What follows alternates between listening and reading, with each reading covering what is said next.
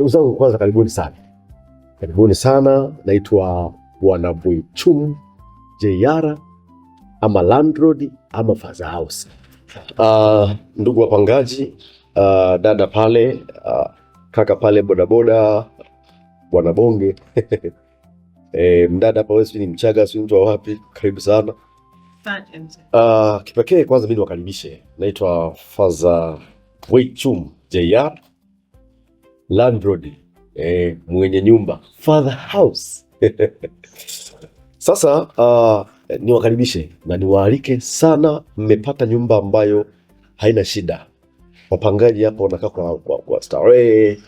Kama mnavyoona mazingira ni mazuri, vyumba viko safi, kuna sink hapa, maji, tuna maji ya kisima, lakini pia tuna maji ya bomba. Kwa hiyo mtapata kitu kizuri. Na dada pale, kwanza nafurahi kukuona na unaonekana tu mbele mchangamfu, na nadhani baadaye utanifaa kwenye mausimamizi wa mazingira ya hapa nyumbani. Sasa ndugu zangu, nitamani sasa niwape maelekezo ya nyumba yangu.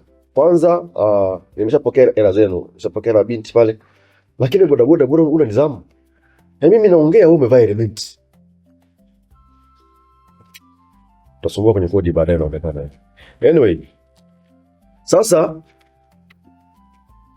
kuna masharti kama ifuatavyo kwenye nyumba yangu hii. Naomba wewe dada hapa unisikize kwa makini na ninyi wengine. Moja, ni marufuku mpangaji yoyote kuingiza mgeni mpya bila ridhaa yangu. Yaani upate kibali kutoka kwangu na nipe taarifa siku 3 kabla. Hiyo ni moja. Lakini pia pili, ni marufuku. Tuna ngoja nisome vizuri hapa. Ni marufuku wewe bodaboda, wewe sasa nyinyi ndio mnasumbua sana. Mnafanya kazi kule, unarudi hapa saa 4 usiku au saa 5. Aro, sitaki usumbufu. Hii ni onyo maalum kwa wewe nyinyi vijana, wewe bodaboda wewe.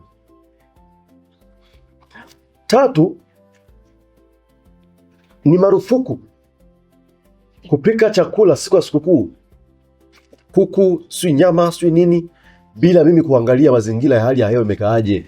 Kwa sababu huenda nyinyi mkao mmepika mimi kuku, mimi nimepika maharage. Hiyo inakuwa ni dharau mbaya kwa mwenye nyumba. Kingine,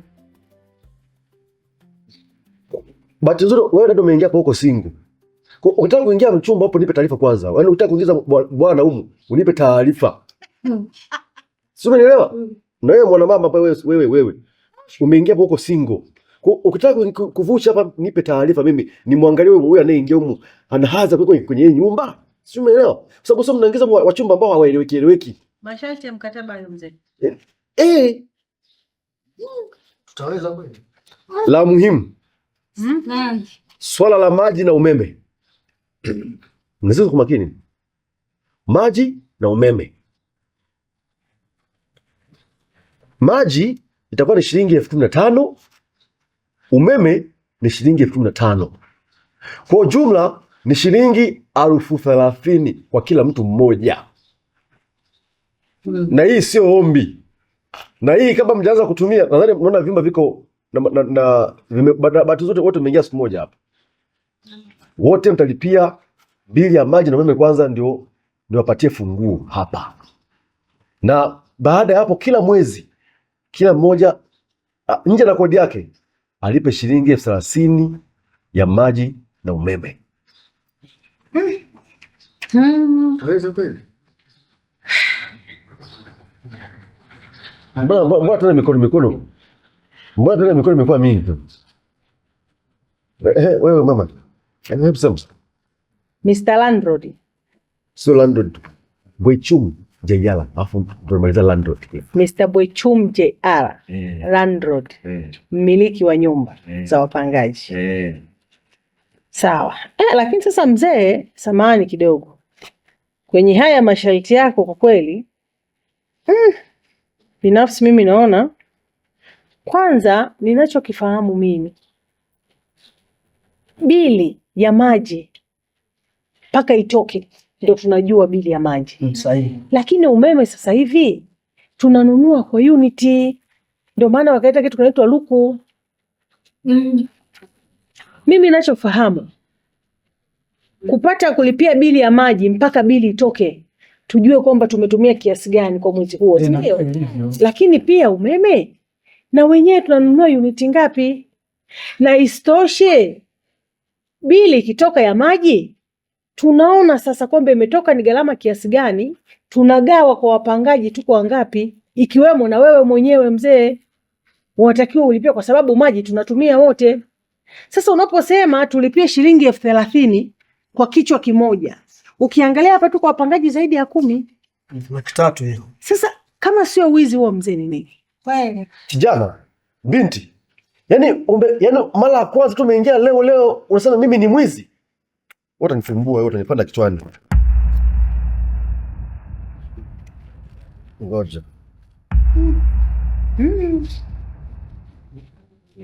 Sasa wewe kwanza umeipa hela ndogo kwenye, yani katika upangaji ambao umetoa pesa ndogo ni wewe. Unaanza kunisumbua tu. Sasa mbona ulipokea kama ni ndogo? Wote nisumbua wewe. Umeshaanza kuwa mjuaji, unataka kwa mimi mipango ya nyumba. Kwa kwamba tumeanza kupanga hapa mara ya kwanza, hata huko tulikotoka tulikuwa tumepanga kwenye nyumba za kupanga. Kwa utaratibu wa kwenye nyumba za kupanga tunauelewa. Ili mwisho wa mwezi itoke, tuone imetoka kiasi gani, tunachanga. Lakini kwenye swala la umeme kuna makubaliano. Leo utanunua mlango wa kwanza, umeme ukiisha mlango wa pili ananunua, mlango wa tatu hivyo hivyo. Ikifikia na wewe zamu yako mwenye nyumba na wewe unanunua umeme, sio kwamba ni sisi tu, kwa sababu umeme tunatumia wote. Mzee wangu, unyooshi nguo na kuona uko smart sana, suti zimenyoka, unatumia umeme gani? Au umeme wa nani? Nani akulipia umeme? Yani wewe unatumia tu, wengine tusitumie? Hii haijakaa sawa. Binafsi yangu mimi hii haijakaa sawa. Uko sahihi, sio tu kabisa. Sio kwamba tunapanga ndio wewe mnatuonea kwa kiasi hicho. Shika hela. Sasa hiyo hela nini? Mpangaji siku moja tunaanza kunipanda kichwani. Siwelete. Ndio shika mkataba wako. Shika. Tuwezi kukaa kwenye mikataba ya kijinga kiasi hiki. Baki na nyumba yako, nyumba za kupanga ziko nyingi. Baki na nyumba yako, ishi peke yako. Lala chumba baada ya kingine, kila siku unabadilisha vyumba. Usituchoshe, tutapata na nyumba zingine. Ndio mimi mkataba ulishinda. Hata mimi siwezi. Kwa nini unaondoka? Mkataba wako ni mgumu mno. Ni kweli hapa.